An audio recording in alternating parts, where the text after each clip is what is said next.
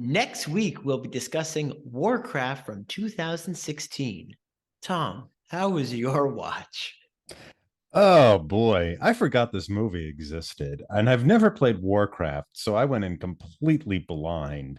Never? Monday, I don't think I ever played Like Warcraft. Warcraft 2 Tides of Darkness? No? I Come don't think I on. don't think I've ever played that game. I think I've seen you guys play it, and I thought, well, this just isn't for me. And I'm positive I've never played it because I've never purchased it.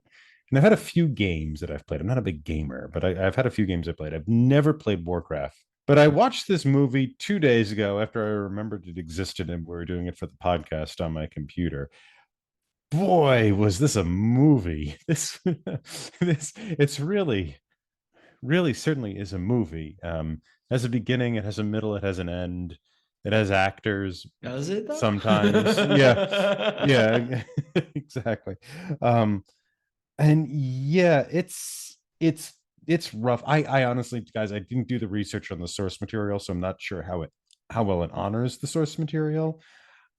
I think though that after watching this movie, I appreciated more someone like Peter Jackson, who's able to take a really big myth structure filled with different creatures and settings and special effects and whatnot and craft it in a way that is unbelievably enjoyable and entertaining.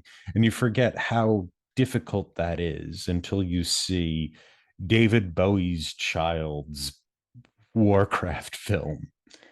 Pat, how's your first watch?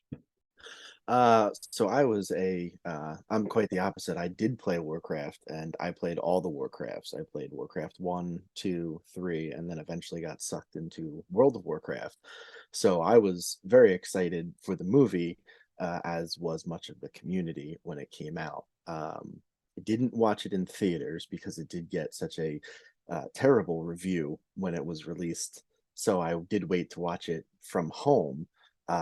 It wasn't the worst movie I've ever watched, but definitely one that I have not revisited.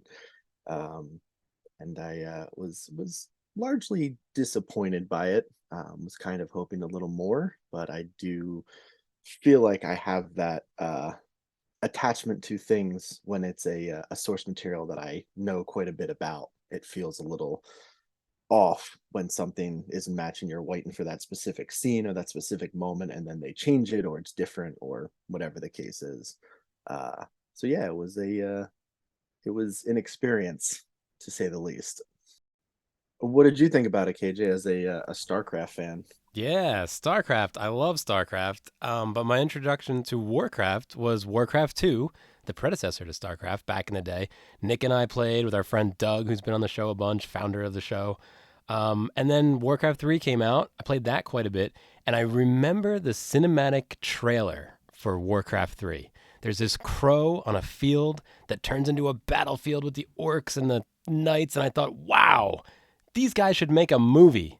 And I was wrong. I could not keep my eyes open the first time I watched this movie. I watched it recently with my daughter. I could not keep my eyes open the second time I tried to watch this movie. I asked my daughter, hey, what'd you think? She goes, I couldn't really follow the plot. I don't think anybody can follow the plot. Audience, good luck if you try to watch this movie. How about you, Nick? What'd you think?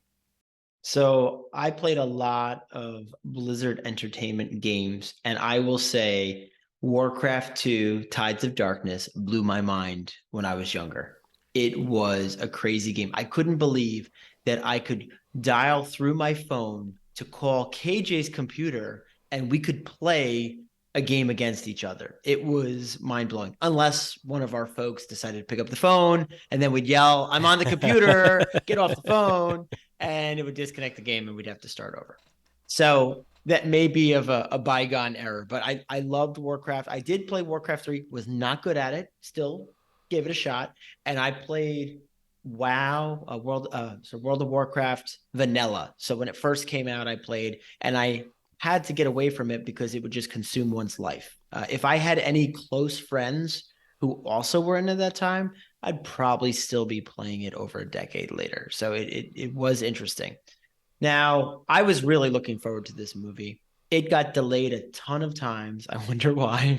um, some of it was that the visual effects weren't up to par when it first was announced, and I think they actually did okay with that for the time.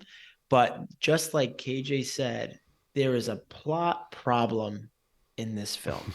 This is what happens when you try to create a franchise without realizing if you created a good enough movie to continue the franchise. So we'll get a little bit more into that later, as well as how it did domestically versus global markets, which is quite fascinating. So looking forward to that conversation next week.